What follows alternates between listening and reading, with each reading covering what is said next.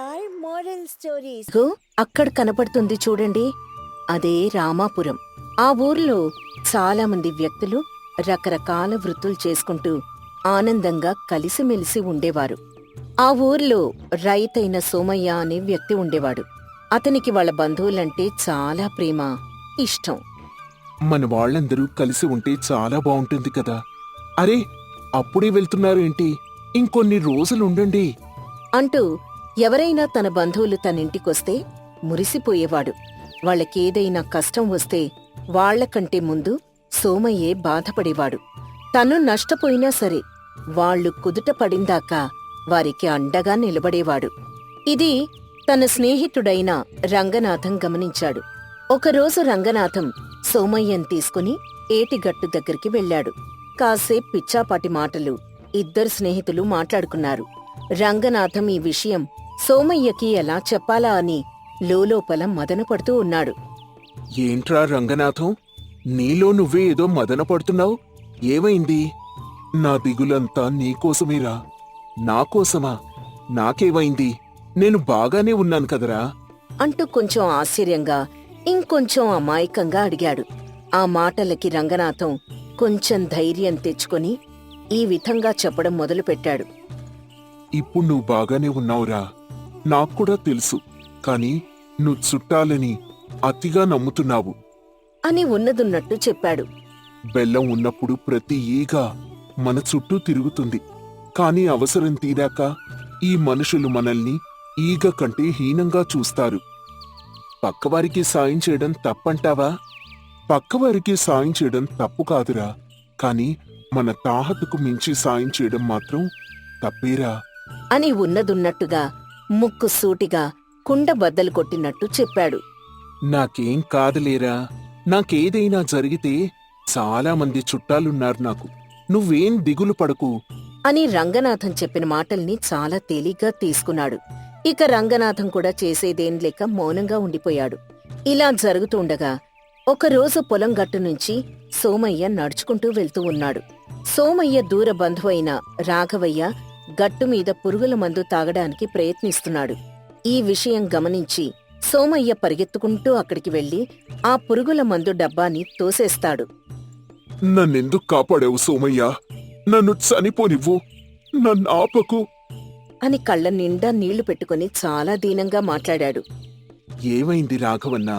అసలు నీకొచ్చిన కష్టమేంటి చెప్పు అని పక్కన కూర్చొని కాస్త ఆప్యాయంగా అడిగాడు సోమయ్య. రాఘవయ్యకి కాస్త ఊరట లభించి తనకున్న కష్టం సోమయ్య ముందు చెప్పడం మొదలుపెట్టాడు. ఊరి నిండా అప్పులైపోయాయి. నేను బతకడమే అనవసరం అనిపిస్తోంది సోమయ్య అని తన బాధ చెప్పుకున్నాడు. ఈ ఏడు పంట పండితే అప్పులన్నీ తీరుద్దామనుకున్నాను. కాని ఈ ఏడు కూడా చాలా నష్టం వచ్చేటట్టుంది అని చెప్పడంతో సోమయ్యకి మొత్తం విషయం అర్థమైపోయింది. ఏంటి, అంత మాత్రానికి చనిపోతావా? మేమందరం లేమా అని కాస్త భరోసా ఇచ్చేలా మాట్లాడాడు. 1 రూపాయి 2 రూపాయలు కాదు, దాదాపు అప్పు 50,000 రూపాయల దాకా ఉంది. నీకెందుకు ఇబ్బంది అని. ఎంతైనా కానివన్నా మనిషి ప్రాణం కంటే డబ్బెక్కువ కాదు కదా. నువ్విక దీని గురించి మర్చిపో, నేను చూసుకుంటాను గదా అని చెప్పి అతన్ని ఇంటికి పంపించాడు. ఇక ఆ తర్వాత నుంచి రాఘవయ్య సమస్య సోమయ్య సమస్యగా మారింది. ఏం చేద్దామా అని అదే పనిగా ఆలోచించడం మొదలుపెట్టాడు. వెంటనే సోమయ్యకి ఒక ఆలోచన తట్టింది. తన పొలం పత్రాలు తీసుకుని షావుకారైన కృష్ణదాస్ ఇంటికి వెళ్లాడు. ఏమయ్యా సోమయ్యా, ఈ మధ్యన అస్సలు కనపడటం లేదు. బొత్తిగా నల్లపూసవయ్యావు అని కాసేపిద్దరూ కుశల ప్రశ్నలు మాట్లాడుకున్న తర్వాత వ్యవసాయం గురించి కూడా మాట్లాడుకున్నారు. నువ్వు సమయాన్ని వృధా చేసేవాడివి కాదు. పని అక్కడుండి ఇక్కడికి రావు. ఏంటి విషయం? నాతో ఏమైనా పనుందా అని సోమయ్య గురించి తెలుసు కాబట్టి మామూలుగా అడిగాడు. సోమయ్య జరిగిన విషయమంతా చెప్పి తన పత్రాల్ని అందించాడు. ఈ పత్రాలు తాకట్టు పెట్టుకుని ఒక 50,000 రూపాయలు అప్పుగా ఇవ్వండి. 6 మాసాల లోపల తిరిగిచ్చేస్తాను అని వినయంగా అడిగాడు. చూడు సోమయ్య, మీ నాన్నగారి దగ్గర నుంచి నాకు మీ కుటుంబం బాగా తెలుసు. ఆ చొరవతో ఒక్క విషయం నీకు చెప్పవచ్చా? అయ్యో, అంత మాట అంటారేంటండి? చెప్పండి. నీ దగ్గర లేనప్పుడు కూడా వేరే వారి గురించి ఇంతలా ఆలోచించి సాయం చేయడం అంత అవసరమా చెప్పు? అని అడిగాడు. దానికి సోమయ్యకి ఏం సమాధానం చెప్పాలో అర్థం కాక మౌనంగా ఉండిపోయాడు. ఇది నీ మంచి కోసం మాత్రమే మాట్లాడుతున్నాను సోమయ్య. ఇలా అపాత్ర దానం చేయడం మొదటికే మోసం వస్తుంది, ఆ తర్వాత నీ ఇష్టం అని చెప్పి సోమయ్య మాట మీద ఆ డబ్బులిచ్చి పంపాడు. సోమయ్య ఆ డబ్బు తీసుకుని రాఘవయ్యకు అందజేశాడు. ఇలా జరుగుతుండగా సోమయ్య బలహీనత బంధువులందరికీ తెలిసిపోయింది. దాంతో చాలామంది సోమయ్యని తమ అవసరాలకు వాడుకునేవారు. కష్టం ఉన్నా లేకపోయినా సోమయ్య దగ్గరికి వెళ్లి మొసలి కన్నీరు కార్చేవారు. ఈ విషయం ఒక పక్క రంగనాథం, మరో పక్క షావుకారైన కృష్ణదాస్ గమనిస్తూనే ఉన్నారు. అన్ని రోజులు మన జీవితం నల్లేరు మీద నడకలా సాగదు కదా, కొన్నిసార్లు ముళ్లబాట మీద కూడా నడవాల్సొస్తుంది. అలాంటి ముళ్లబాట మన సోమయ్య దగ్గరకు కూడా వచ్చింది. తనకేదో ఆరోగ్య సమస్య వచ్చింది. వ్యవసాయం గాని ఇతర పనులు గాని చేయడం ఆపాల్సొచ్చింది. చూడు సోమయ్య, శరీరం కొంచెం కదిలినా ఆ వ్యాధి నీ శరీరం మొత్తం పాకుతుంది. కాబట్టి నువ్వు చాలా వరకు విశ్రాంతి తీసుకోవాలి. అంతేకాదు, ఈ మూలికలు హిమాలయాల దగ్గర నుంచి తెప్పించాల్సి వస్తుంది. కాస్త ఖర్చుతో కూడుకున్న పని. ఏ సమయం ఎలా ఉంటుందో ఏంటో. 4 డబ్బులు నీ దగ్గరే పెట్టుకో అని ఆచారి సోమయ్యకి ఉన్నదున్నట్టు పూసగుచ్చినట్టు చెప్పాడు. అయినా నాకేంటి, నాకు చాలా మంది బంధువులున్నారు. నేను కష్టంలో ఉన్నానని తెలిస్తే పరిగెత్తుకుంటూ వస్తారు అని చాలా నమ్మకంగా తనలో తాను అనుకుంటూ ఉన్నాడు. తనకిలా జరిగిందని తన బంధువులందరికీ కబురు పెట్టాడు. కాని ఒక్కరి దగ్గర్నుంచి కూడా సరైన స్పందన రాలేదు. ఒక పక్క ఆదాయం తగ్గిపోయి ఇంకో పక్క నడవలేని స్థితిలో ఉండి సోమయ్య నరకం చూశాడు. కొన్ని రోజుల తర్వాత సోమయ్య కాస్త ఓపిక తెచ్చుకొని తన బంధువులింటికి వెళ్ళాడు. అందరూ తనలో ఉన్న రోగాన్ని చూశారు కాని అతను చేసిన సాయం మాత్రం ఎవ్వరూ చూడ్లేదు. రాఘవయ్య దగ్గరికి సోమయ్య ఒక్కో అడుగు వేసుకుంటూ నీరసంగా వెళ్ళాడు. ఏంటి సోమయ్య ఇలా వచ్చావు? ఇంట్లో చిన్నపిల్లలున్నారు కదా, నువ్విలా రోగంతో తిరగచ్చా? అని ఏమాత్రం మొహమాటం లేకుండా అడిగాడు. ముందా మాటలకి సోమయ్య సగం చచ్చిపోయాడు. సరే, వచ్చావు కదా, ఏంటి విషయం చెప్పు. అన్నా, నా పరిస్థితి నీకు తెలిసే ఉంటుంది. కాస్త డబ్బుకి ఇబ్బంది పడుతున్నాను.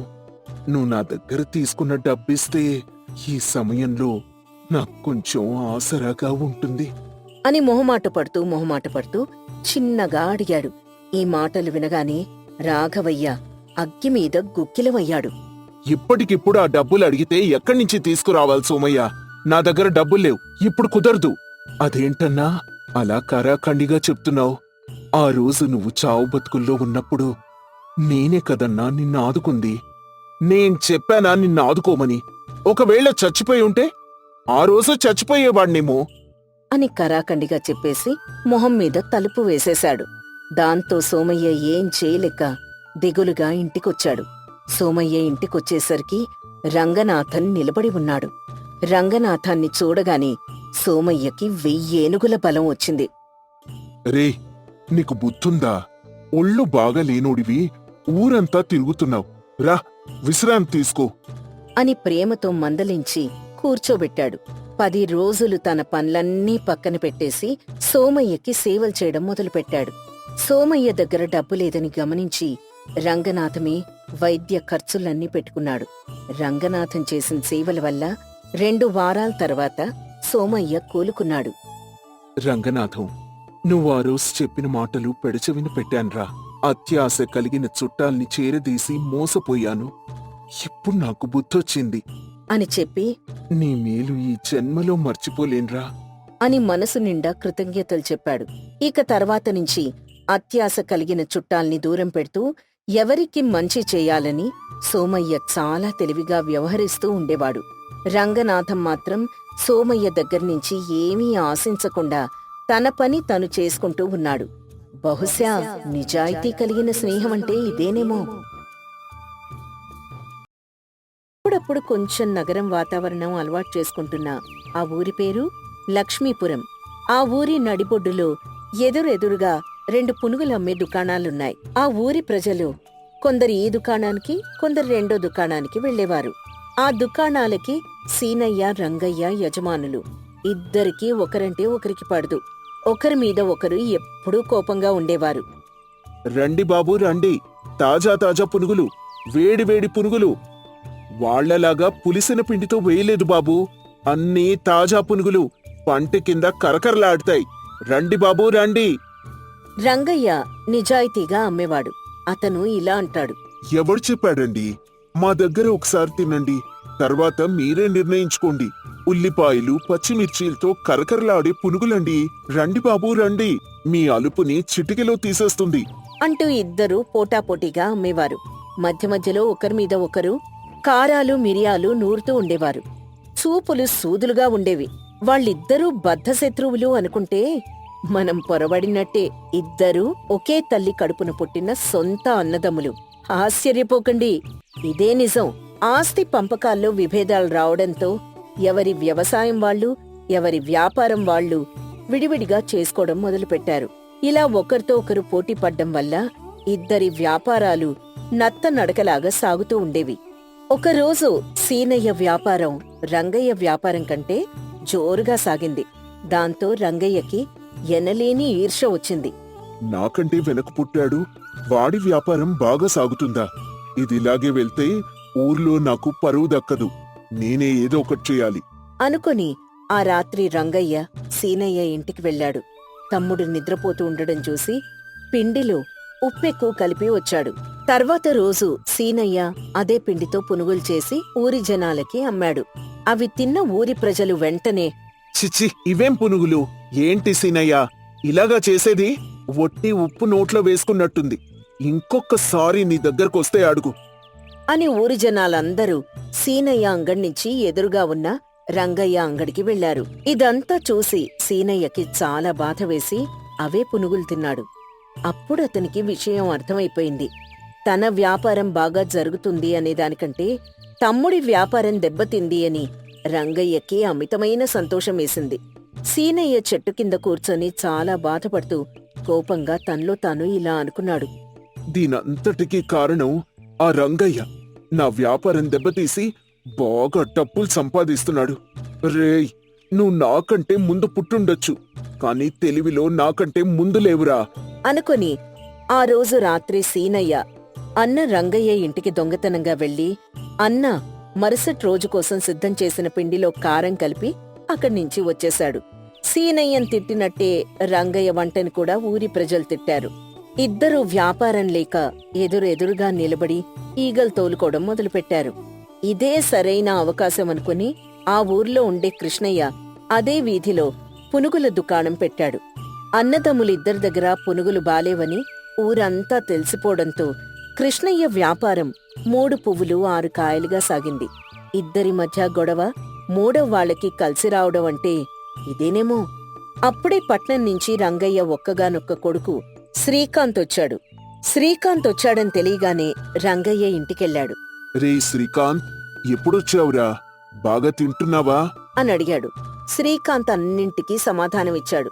సరిగాని ముందు నా దగ్గరకొచ్చావా, మీ చిన్నాన్న దగ్గరికి వెళ్ళావా అని కొంచెం కోపంగా అడిగాడు. అబ్బా, నీ దగ్గరికే వచ్చాను నాన్న. ఆయన దగ్గరికి నేనెందుకు వెళ్తాను? అది నా కొడుకంటే. ఇప్పుడు భోంచేద్దాన్రా అంటూ భోజనం తినిపించాడు. తర్వాత శ్రీకాంత్ చిన్నాన్న అయిన సీనయ్య దగ్గరికి వెళ్ళాడు. ఏరా శ్రీకాంత్, ఇదేనా రావడం?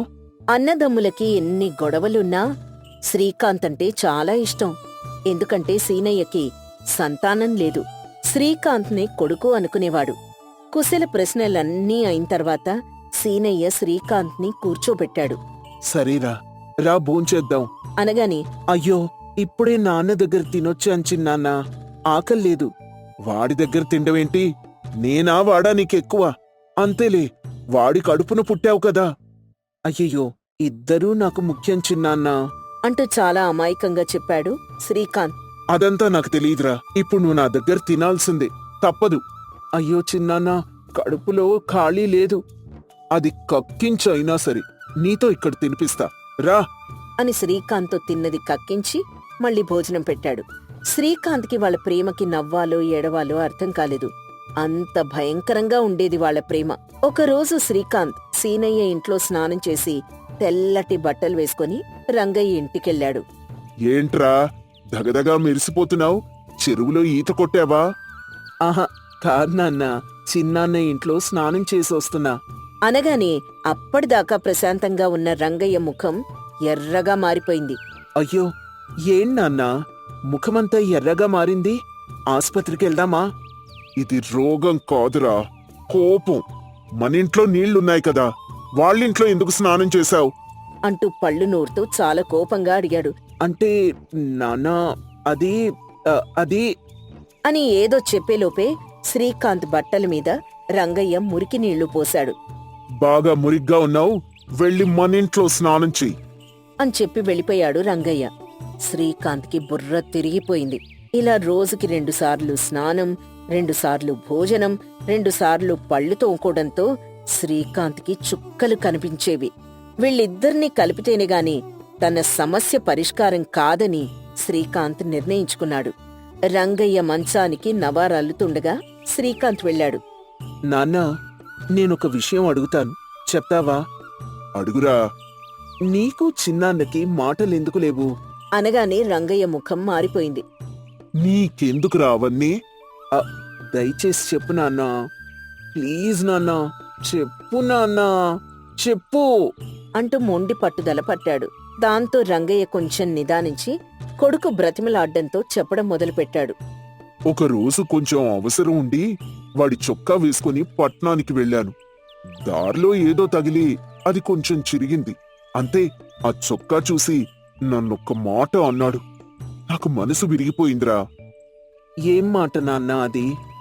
అది నా నోటితో నేను చెప్పను, వాణ్ణే అడుగు. నీచుడు, దుర్మార్గుడు అనేసి వెళ్ళిపోయాడు రంగయ్య. అలాగే శ్రీకాంత్ సీనయ్య దగ్గరికి వెళ్లి అచ్చన్ రంగయ్యని అడిగినట్టే అడిగాడు. నా చొక్కా వేసుకుని చింపుకొని తీసుకొచ్చాడ్రా. అది ఇచ్చేటప్పుడు మీ నాన్న ఏమన్నాడో తెలుసా? ఏమన్నాడు చిన్నాన్నా? నేను చెప్పనురా. ఆ మాటతో నా మనసు విరిగిపోయింది అని చెప్పి వెళ్ళిపోయాడు సీనయ్య. వాళ్ళిద్దరూ ఏం మాట అనుకుని విడిపోయారో తెలియదు కాని అందరూ అనుకున్నట్టు ఆస్తి వల్ల మాత్రం వాళ్ళు విడిపోలేదన్న మాట అనుకున్నాడు శ్రీకాంత్. వీళ్ళిద్దరినీ కలపడానికి మంచి అవకాశం వస్తే చాలు అనుకుని ఎదురుచూస్తున్నాడు. ఒకరోజు అలాంటి అవకాశమే శ్రీకాంత్కి అనుకోకుండా వచ్చింది. శ్రీకాంత్ ఒక సాయంత్రం పూట ఇంట్లో కూర్చొని తింటున్నాడు.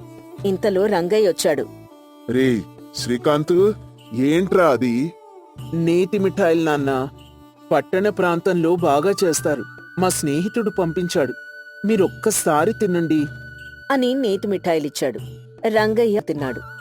నేతి మిఠాయిలు చాలా బాగున్నాయిరా, కానీ ఇది మన ఊర్లో పెడితే వ్యాపారం అద్దిరిపోతుంది అంటూ మామూలుగా చెప్పి వెళ్ళిపోయాడు. నాన్న చెప్పిన మాటలు వినగానే శ్రీకాంత్కి ఒక ఆలోచనొచ్చింది. శ్రీకాంత్ అలాగే సీనయ్య ఇంటికి కూడా వెళ్ళాడు. చిన్నాన్నా, ఇందాక పట్టణానికి వెళ్ళినప్పుడు నేతి మిఠాయిలు తెచ్చాను. మా స్నేహితుడు పంపించాడు, ఒకసారి తిను చిన్నాన్నా. ఏంటో ఈ నేతి మిఠాయిలు అంటూ తీసుకొని తిన్నాడు. ఆ రుచి భలే నచ్చింది. రే, భలే ఉందిరా ఇది. ఒకటి మన ఊర్లో పెడితే బాగా వ్యాపారం జరుగుతుంది అనుకుంటూ చెప్పి వెళ్ళిపోయాడు. ఊహించని విధంగా ఇద్దరూ ఒకే మాట అండంతో శ్రీకాంత్కి ఒక ఆలోచనొచ్చింది. రాత్రంతా దాని గురించి ఆలోచించాడు. తర్వాత రోజు ఇద్దర్నీ నది ఒడ్డున ఉండే గుడి దగ్గరికి తీసుకెళ్లాడు. ఇష్టం లేదుగాని శ్రీకాంత్ మీద ఉన్న ప్రేమతో ఇద్దరూ వచ్చారు. నాన్నా, చిన్నాన్నా, మీకొక విషయం చెప్పాలి. ఒకప్పుడు పునుగుల అంగడి అంటే మన కుటుంబం ఒకటే ఉండేది. ఊరి జనం అంతా మన దగ్గరకు వచ్చేవారు. తర్వాత మీ ఇద్దరూ విడిపోయారు. ఇప్పుడు 2 అంగళ్ళు తయారయ్యాయి. ఒకరినొకరు దెబ్బ కొట్టాలని ప్రయత్నిస్తూ ఉండడం వల్ల ఇప్పుడు 3వ వ్యక్తి దానివల్ల బాగా లాభపడుతున్నాడు. మొన్న మీ ఇద్దరికీ నేతి మిఠాయిలు తినిపించాను. అవి చాలా బావున్నాయని మీ ఇద్దరూ అన్నారు. ఇద్దరూ కలిసి నేతి మిఠాయిల వ్యాపారం మొదలు పెట్టండి అనగానే ఇద్దరూ తలలు తిప్పుకున్నారు. మీకిష్టం లేదని నాకు తెలుసు, కానీ ఇలాగే మూర్ఖంగా ఉంటే ఈగలు తోలుకోవడం తప్ప ఒక్క రూపాయి మిగలదు. ఈరోజు ఆలోచించి రేపు మీ నిర్ణయం చెప్పండి అని చెప్పి వెళ్ళిపోయాడు. రంగయ్య సీనయ్యలు రాత్రంతా వాళ్ళ ఇళ్లల్లో కూర్చొని ఆలోచించారు. ఇద్దరి వ్యాపారం సరిగ్గా సాగట్లేదని ఇద్దరికీ తెలుసు. తర్వాత రోజు ఇద్దరూ శ్రీకాంత్ దగ్గరకొచ్చి నేతి మిఠాయిల వ్యాపారం చేయడానికి ఒప్పుకున్నారు. శ్రీకాంత్ చాలా సంతోషించి ఇద్దరికీ నేతి మిఠాయిలు ఎలా చేయాలో నేర్పించాడు. అంతేకాదు తన స్నేహితుణ్ణి పిలిపించి వీళ్లకి చేదోడు వాదోడుగా ఉంచాడు. దానికి కావలసిన సామగ్రంతా తెప్పించి ఇద్దరూ కలిసి నేతి మిఠాయిల వ్యాపారం మొదలుపెట్టారు. రంగయ్య సీనయ్యలు కలిసి దుకాణం పెట్టడం, నేతి మిఠాయి అనేది కొత్తగా ఉండడంతో ఊరి ప్రజలందరూ నేతి మిఠాయిల కోసం ఎగబడ్డారు. శ్రీకాంత్ ఇద్దరు తండ్రులు కలవడంతో చాలా సంతోషపడ్డాడు. కానీ వాళ్ళు విడిపోయిన ఆ మాటేంటో ఇప్పటికీ తెలీదు.